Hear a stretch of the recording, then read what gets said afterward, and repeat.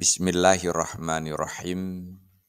Disebutkan dalam kitab Al-Majalisah wa Jawahirul Ilmi, Auhallahu ta'ala ila Daud alaihi salam.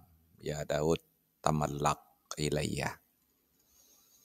Allah subhanahu wa ta'ala mewahyukan kepada Nabiullah Daud alaihi salam, wahai Daud, rayulah aku. Qal kaifa atamallaqu ilaika wa anta rabbul alamin.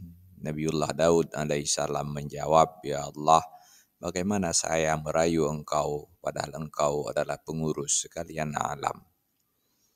Qala qul.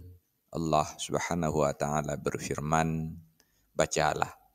Ya qawimal ihsani, ya daimal khairi, ya kasiral ma'rufi.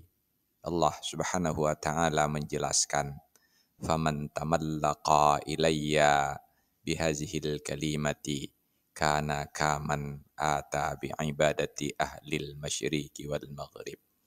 Maka siapa saja yang merayu aku dengan kalimat-kalimat ini, maka sama nilainya seperti orang yang beribadah dari seluruh penghuni masyrik dan maghrib. Artinya nilai pahalanya menyamai ibadah seluruh penduduk bumi. Wallahu a'lam bishawab. Walhamdulillahi rabbil alamin.